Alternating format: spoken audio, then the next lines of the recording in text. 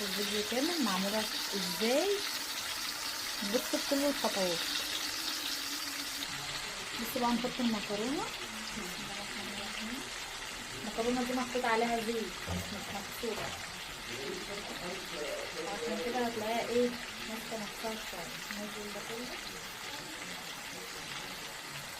بصوا مش هنقلبها دلوقتي، هنخليها مع الصلصه كده ايه اللي هي تفك كده من بعضها، وبعد كده اديها تقليبه بقى عشان ما تتعجنش. ومعايا البرجر اهي بتتحمر. بصوا بقى لما سبتها مع الصلصه، بصوا خدت بقى ازاي. انا بحب اقلب المكرونه بالسباكيتي دي كده بالشوكه، تبقى اسهل واسرع معايا. طبعا بسيبها بقى تتشوح وتسخن مع الصلصه وبس كده. شايفين بسم الله ما شاء الله البرجر. احنا ما قلناش الكميه كلها، قلنا على قدنا يعني. ودي المكرونه بتاعتنا اهي.